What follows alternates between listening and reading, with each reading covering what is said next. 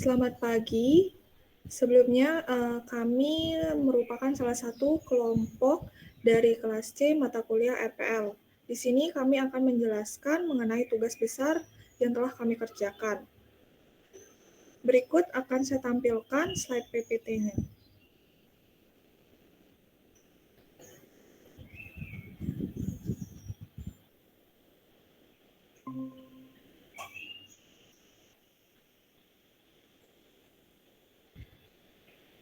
Nah, di sini kelompok kami itu ada 4 orang. Saya sendiri Niputu Alvina Putri dengan NIM F1D022017. Kemudian ada Nurul Fatimah dengan NIM F1D022085. Kemudian ada Arneta Nirwana Putri dengan NIM F1D022113. Dan ada Zahra Tri Luciana dengan NIM F1D022162. Nah, di sini saya akan menjelaskan bab 1 yang dimana merupakan pendahuluan dari tugas besar kami. Latar belakang dari tugas besar kami yaitu pengembangan sistem informasi manajemen data penduduk. Sistem informasi manajemen data penduduk menjadi semakin mendesak seiring dengan pertumbuhan pesat populasi dan kompleksitas administrasi. Sistem yang fleksibel dan adaptif diperlukan untuk menghadapi dinamika demografi yang berubah secara terus-menerus, memastikan bahwa ada data yang digunakan dalam pengambilan keputusan tetap relevan dan akurat. Dengan demikian, pengembangan sistem informasi manajemen data penduduk menjadi suatu kebutuhan mendesak dalam era yang terus berkembang ini. Kemudian di sini ada identifikasi masalah yang dimana terdapat 3 identifikasi masalah. Yang pertama, data penduduk sering kali tersebar di berbagai departemen dan instansi menyebabkan duplikasi data dan inkonsistensi informasi. Kemudian adanya resiko kebocoran data pribadi penduduk yang dapat disalahgunakan jika sistem keamanan tidak memadai. Yang ketiga, kesulitan dalam mengakses data secara cepat dan efisien oleh pihak yang berwenang dan masyarakat yang memerlukan informasi. Kemudian, rumusan masalah selanjutnya yaitu bagaimana sistem informasi manajemen dapat meningkatkan efektivitas pengelolaan data penduduk termasuk pencatatan, penyimpanan, dan pembaruan data secara real time. Kemudian yang kedua, bagaimana sistem informasi dapat menjamin keamanan dan privasi data penduduk dari akses yang tidak sah dan ancaman cyber itu sendiri. Yang ketiga, bagaimana sistem informasi ini dapat dirancang untuk memudahkan pengguna dalam mengakses dan menggunakan data penduduk baik oleh petugas administrasi maupun oleh masyarakat. Kemudian tujuan dari tugas besar kami yaitu membuat suatu sistem yang dapat memudahkan pengelolaan data penduduk secara efektif dan efisien. Yang kedua, meningkatkan aksesibilitas data penduduk untuk keperluan pemerintah, penelitian, dan kepentingan masyarakat. Yang ketiga, meningkatkan kualitas data penduduk dengan memastikan akurasi keamanan dan integrasi data. Manfaat dari tugas besar kami, yang pertama meningkatkan efisiensi waktu dan biaya, yang kedua meningkatkan kualitas data, yang ketiga meningkatkan aksesibilitas data. Kemudian metode pengembangan yang kami gunakan yaitu prototype, yang dimana pertama kali itu kita identifikasi kebutuhan, yang kedua perancangan prototype, yang ketiga pembuatan prototype, yang keempat evaluasi prototype. Kemudian bab 2 akan dijelaskan oleh salah satu teman kami yang bernama Arneta Nirwana Putri. Pada Arneta dipersilahkan. Baik, di sini saya akan menjelaskan tentang bab 2. Di bab 2 ini ada analisa dan perancangan sistem. Analisa sistem, tata kelola data penduduk adalah sebuah perangkat digital yang dirancang untuk membantu pemerintah dan organisasi terkait dalam mengelola informasi dan data penduduk. Sistem ini mengumpulkan data dari berbagai sumber, seperti dokumen, identitas, formulir pendaftaran, dan sumber lain yang disediakan oleh lembaga pemerintahan dan organisasi lainnya. Selanjutnya yaitu ada analisa kebutuhan sistem, yang dimana yang pertama itu ada perangkat keras. Pada aplikasi sistem tata kelola data penduduk, perangkat keras yang digunakan meliputi komputer pribadi atau laptop, kemudian eh, ada perangkat lunak, yang dimana perangkat lunak yang kita gunakan itu merupakan browser seperti Mozilla Firefox atau Google Chrome, kemudian XAMPP, dan Visual Studio Code. Selanjutnya itu ada data. Di data ini ada merupakan uh, inputan, output, dan pemrosesan. Yang dimana yang pertama itu ada inputan. Inputan pertama itu ada data penduduk, di mana data penduduk baru merupakan input untuk memasukkan data penduduk baru yang mendaftar sebagai penduduk di wilayah tersebut. Yang kedua yaitu perubahan data penduduk. Input ini digunakan untuk mengubah data penduduk yang sudah terdaftar seperti perubahan alamat, status perkawinan, pekerjaan, dan informasi lainnya. Yang ketiga yaitu ada data kelahiran baru. Data kelahiran baru merupakan input untuk mencatat data kelahiran bayi baru di wilayah tersebut. Kemudian ada data kematian penduduk. Data kematian penduduk merupakan input yang digunakan untuk mencatat data kematian penduduk di wilayah tersebut. Kemudian ada data perpindahan penduduk. Inputan ini digunakan untuk mencatat data penduduk yang pindah dari wilayah tersebut atau penduduk baru yang pindah ke wilayah tersebut. Selanjutnya ada permintaan penerbitan surat, yang dimana inputan ini digunakan untuk menerima permintaan penerbitan surat-surat administrasi seperti surat pengantar, surat keterangan, dan lain-lain dari penduduk. Nah, yang kedua itu ada output, yang dimana output ini terdiri dari daftar data penduduk.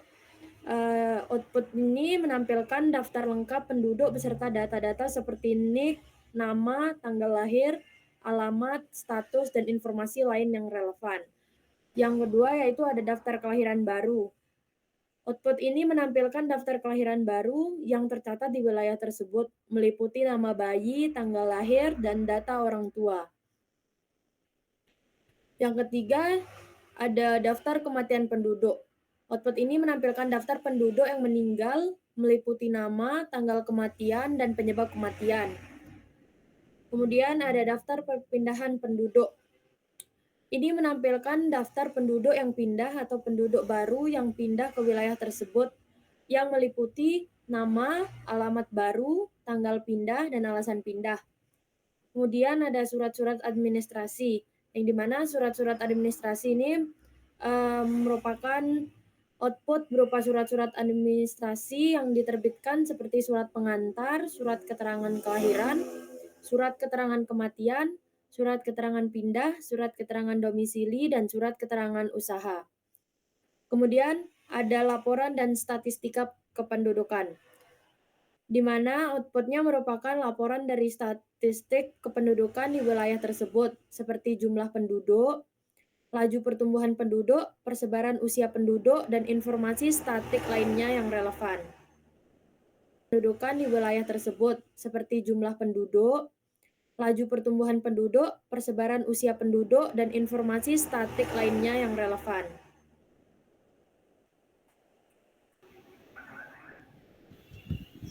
Selanjutnya yaitu ada pemrosesan data, yang dimana yang pertama itu ada proses input data penduduk baru. Ini dimulai ketika ada penduduk baru yang mendaftar sebagai penduduk di wilayah tersebut. Kemudian ada proses perubahan data penduduk. Proses ini terjadi ketika terdapat perubahan informasi pada data penduduk yang sudah terdaftar sebelumnya. Selanjutnya itu ada proses input data kelahiran baru. Ini dilakukan untuk mencatat data kelahiran baru di wilayah tersebut. Keempat itu ada proses input data kematian penduduk. Proses ini dilakukan untuk mencatat data kematian penduduk di wilayah tersebut. Kemudian proses input data perpindahan penduduk. Proses ini digunakan untuk mencatat data penduduk yang pindah dari wilayah tersebut atau penduduk yang baru pindah ke wilayah tersebut. Kemudian ada proses permintaan penerbitan surat. Ini dilakukan ketika ada permintaan dari penduduk untuk menerbitkan surat-surat administrasi seperti surat pengantar, surat keterangan, dan surat-surat lainnya.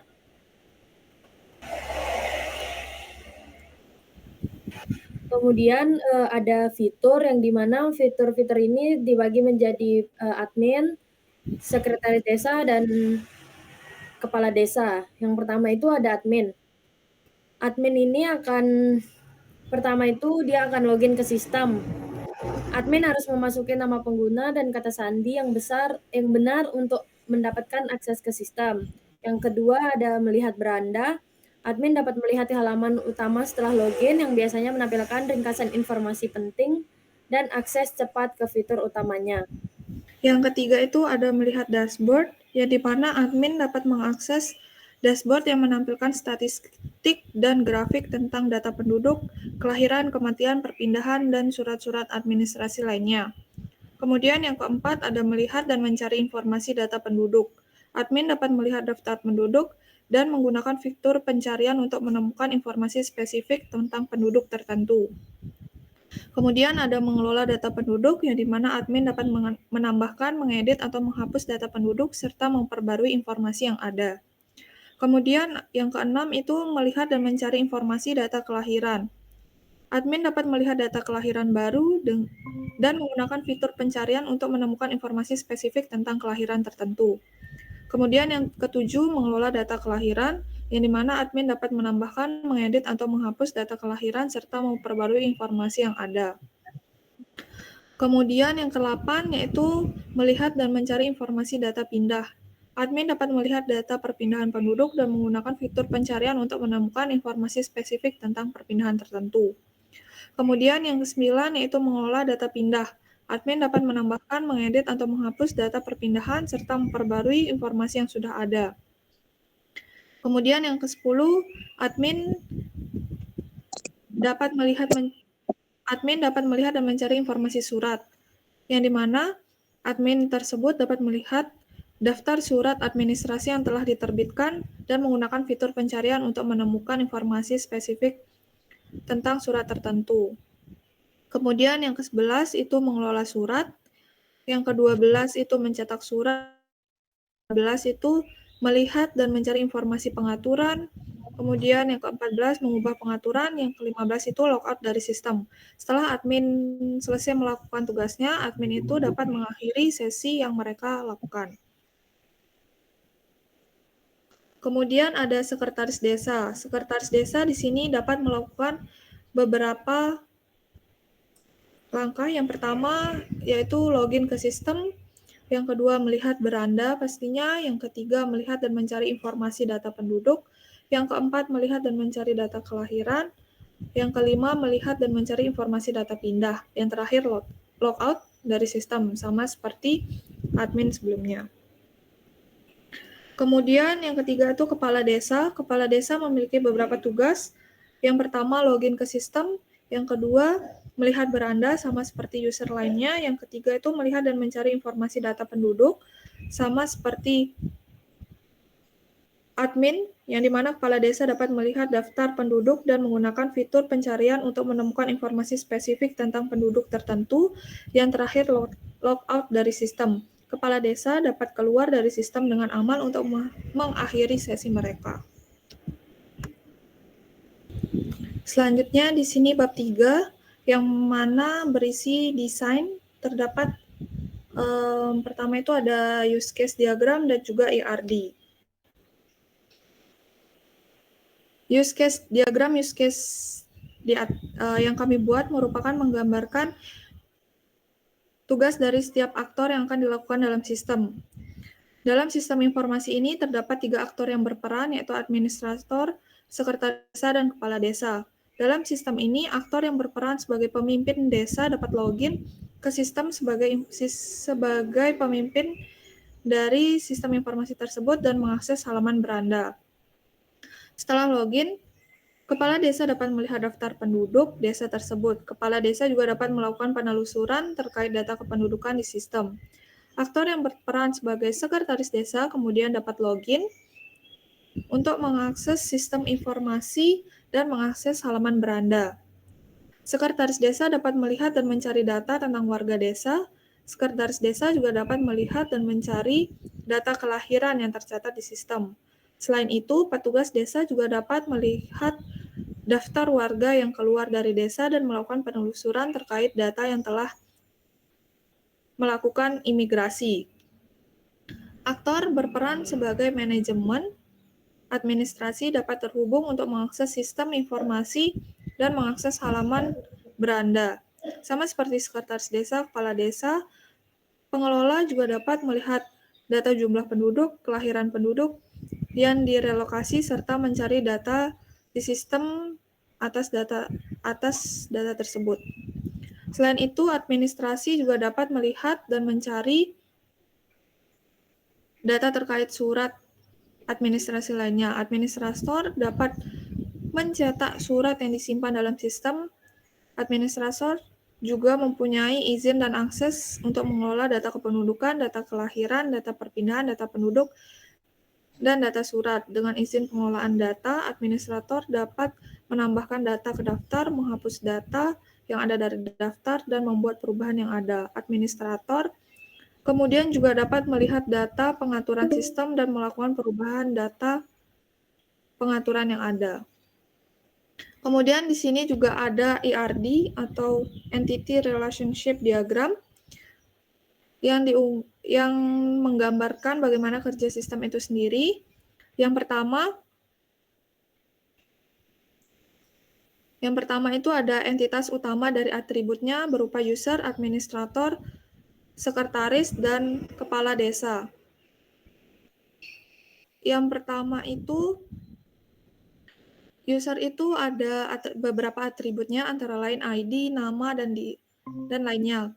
Kemudian ada administrator yang dimana merupakan user dengan hak akses tertinggi yang dapat mengelola data lain di sistem. Kemudian ada sekretaris desa, pengguna atau user dengan hak akses tertentu untuk melihat dan mencari data warga desa serta data kelahiran. Kemudian ada kepala desa, pengguna dengan kemampuan melihat dan mencari data kependudukan. Nah, data kependudukan itu sendiri ada berisi penduduk, data yang terkait dengan individu yang tinggal di desa, ada nama, tanggal lahir, alamat, informasi, dan lainnya. Kemudian ada data kelahiran, yang mana berisi informasi tentang kelahiran yang dicatat di sistem. Kemudian ada data perpindahan penduduk, data terkait warga yang keluar dari desa, dan warga yang masuk ke dalam desa. Kemudian ada manajemen surat, ada surat, dan juga pencetakan surat. Surat itu data-data yang terkait dengan surat yang diterbitkan atau diterima oleh desa. Atributnya ada surat, tanggal, dan isi surat. Kemudian kalau pencetakan itu fungsi bagi administrator untuk mencetak surat dari sistem. Pengelolaan sistem itu ada pengaturan sistem yang dimana data pengaturan yang dapat diubah oleh administrator untuk melakukan konfigurasi sistem. Kemudian ada manajemen data yang dimana termasuk penambahan, penghapusan, atau pengubahan data dalam sistem. Kemudian ada hubungan antar entitas. Hubungan antar entitas itu antara lain administrator dapat mengelola user, penduduk, tanggal lahir, perpindahan data, dan surat. Kemudian sekretaris desa itu memiliki akses untuk melihat dan mencari data, namun dengan hak akses yang berbeda. Kalau user dapat melakukan login dan mengakses halaman beranda. Kemudian ada settingan sistem yang memungkinkan administrator untuk mengubah pengaturan yang ada dalam sistem. Dan yang terakhir ada interaksi pengguna, yang dimana diagram menunjukkan berbagai interaksi yang bisa dilakukan oleh pengguna dengan sistem, seperti login, pencarian data, penambahan data, penghapusan data, dan pencetakan surat. Secara keseluruhan, ERD yang kami buatkan ini menggambarkan sistem informasi manajemen penduduk desa untuk mempermudah berbagai aktor dalam melakukan perannya dengan hak akses yang berbeda sesuai dengan tanggung jawab mereka masing-masing. Oke, untuk materi selanjutnya akan dijelaskan oleh teman kami yang bernama Zahra. Kepada Zahra dipersilakan.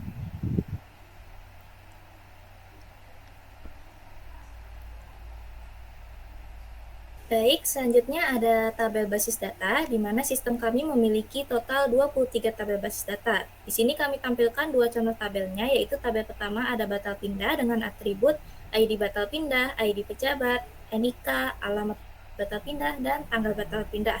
Kemudian tabel kedua yaitu belum menikah dengan atribut ID belum menikah, ID pejabat, NIK, dan tanggal belum menikah. Selain kedua contoh tabel ini, masih ada 21 tabel lainnya yaitu belum sekolah, cerai mati, domisili, haji, izin keluarga, kelahiran, kematian, menikah, pejabat, pemakaman, penduduk, penghasilan, pindah, pindah datang, SKCK, SKTM kesehatan, SKTM pendidikan, surat kelahiran, surat kematian, usaha, dan user. Dan selanjutnya akan dijelaskan oleh teman kami yang bernama Nurul. Kepada Nurul dipersilahkan.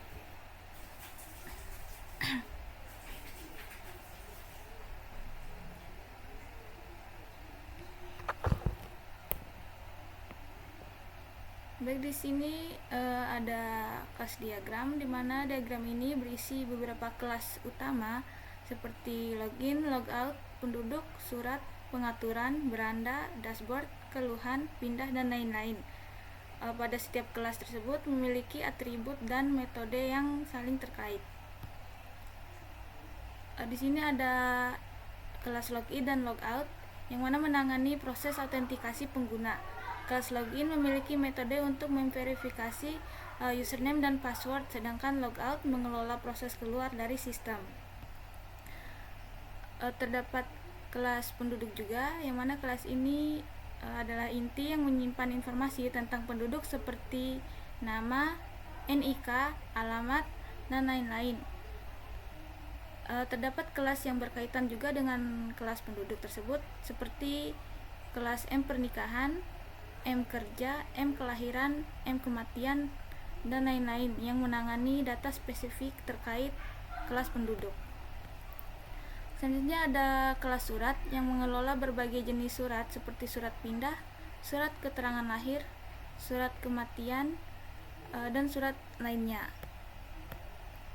Terdapat kelas-kelas spesifik untuk setiap jenis surat tersebut seperti kelas M surat pindah, M surat kelahiran, M surat kematian, dan lainnya.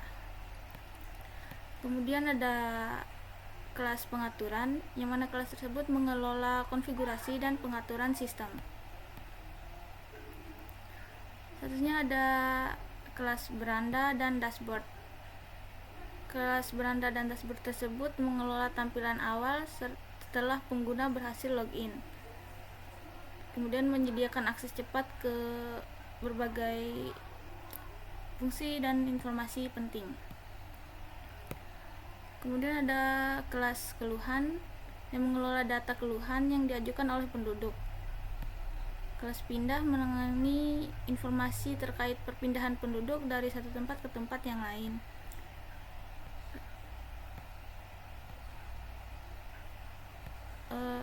Selanjutnya ada kelas pendukung lainnya seperti kelas M kerja, M usaha, M penghasilan, dan lainnya, yang mana kelas tersebut mengelola data terkait pekerjaan, usaha, dan penghasilan penduduk.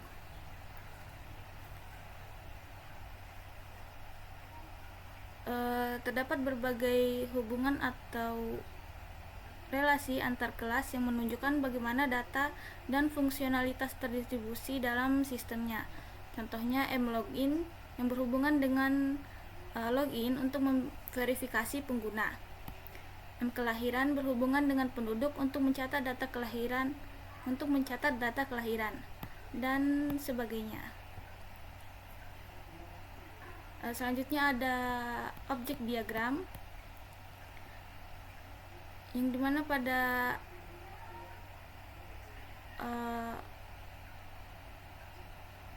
login terdapat pada login dia menyimpan username admin dan password admin untuk autentikasi.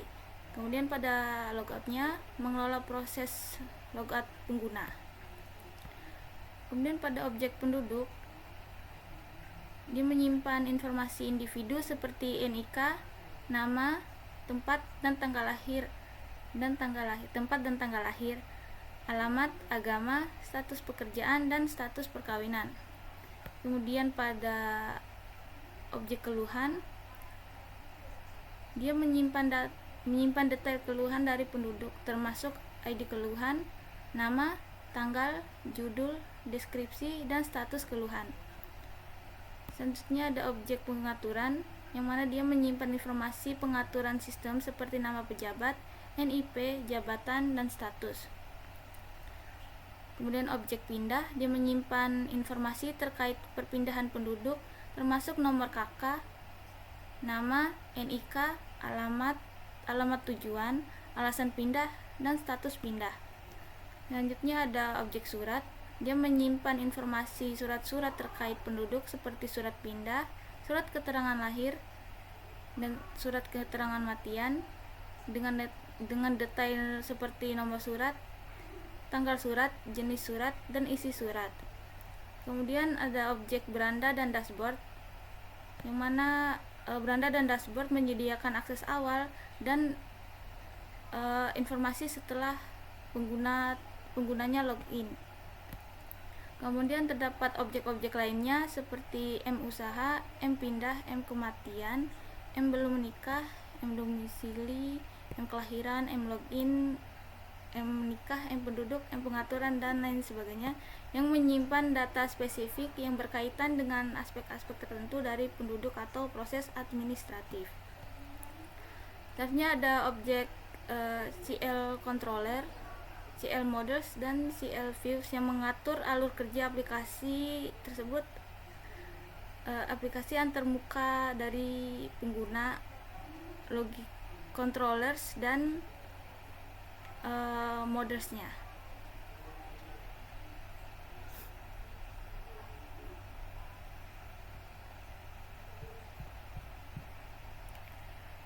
Oke, baik, di sini ada sequence diagram. Di sini kami hanya menampilkan sequence diagram dari proses login semua usernya. Ya, yang mana yang pertama itu memulai prosesnya, di mana aktor membuka sistem, kemudian sistem menampilkan halaman login kepada pengguna. Selanjutnya pengguna menginput username dan password pada halaman login. Lalu pengguna mengklik tombol loginnya sehingga sistem dapat memverifikasi username dan password yang diberikan oleh pengguna. Pada proses verifikasi, jika jumlah baris atau numerausnya itu ditemukan lebih dari 0, itu berarti loginnya berhasil. Bagian login mengirim data login untuk memverifikasi keberhasilan login tersebut. Setelah verifikasi berhasil, sistem menampilkan halaman beranda kepada pengguna. Jika username dan passwordnya salah atau tidak ditemukan, maka sistem menampilkan pesan bahwa username atau password yang dimasukkan salah. Lalu sistem kembali menampilkan halaman login kepada pengguna. Akhir dari proses tersebut, setelah verifikasi berhasil, pengguna dapat mengakses halaman beranda.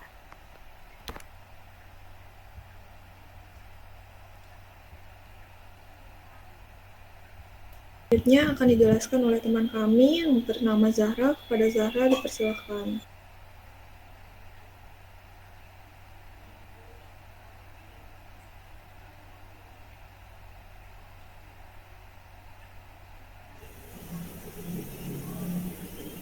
Baik, selanjutnya ada activity diagram. Jadi di sistem ini kami memiliki total 13 activity diagram. Nah, di sini kami hanya menampilkan salah satu contohnya saja, yaitu activity diagram untuk proses semua user login ke sistem, yaitu admin, kepala desa, dan sekretaris desa.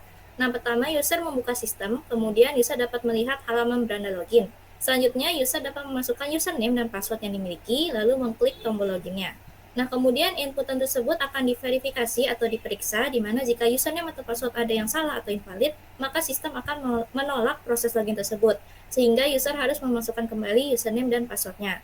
Namun, jika username dan passwordnya benar atau valid, maka sistem akan menerima proses login tersebut, sehingga user dapat masuk ke halaman beranda. Jadi di sini inputnya ada dua, yaitu username dan password. Kemudian outputnya ada user dapat masuk ke halaman utama atau beranda sistem.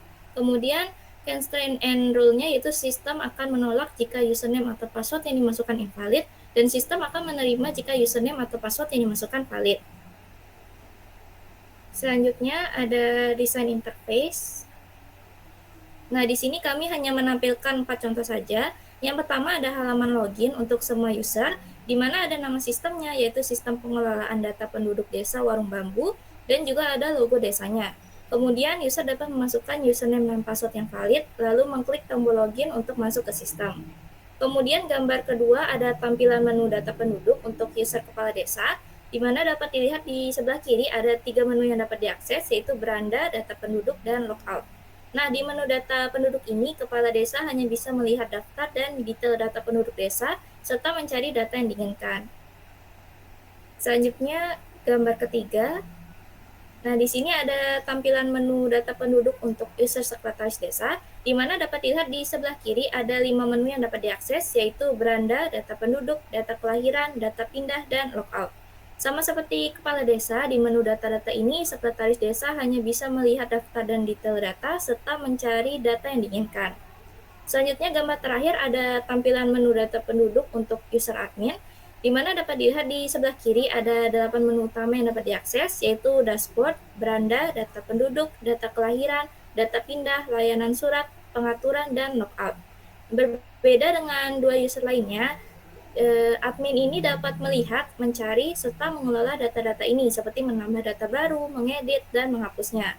Admin juga dapat mengelola berbagai layanan surat seperti surat kelahiran, surat pindah, dan lain-lain. Yaitu berupa kesimpulan, di mana kesimpulan akan dijelaskan oleh teman kami bernama Arneta. Pada Arneta, dipersilakan.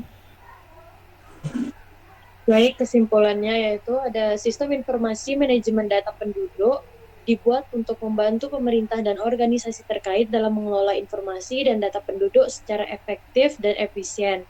SIMDP mengumpulkan data dari berbagai sumber, seperti dokumen identitas, formulir pendaftaran, dan sumber lain, dan memproses data tersebut untuk meningkatkan efisiensi dan efektivitas pengolahan data penduduk. Kemudian kesimpulan yang dapat diambil adalah bahwa SIMDP adalah sistem yang efektif dan efisien dalam mengelola data penduduk dan dapat membantu pemerintah dan organisasi terkait dalam merancang program-program yang lebih terarah dan responsif terhadap kebutuhan masyarakat. Sekian presentasi dari kelompok kami. Kami mohon maaf bila ada salah kata maupun salah dalam menjelaskan. Terima kasih dan selamat sore.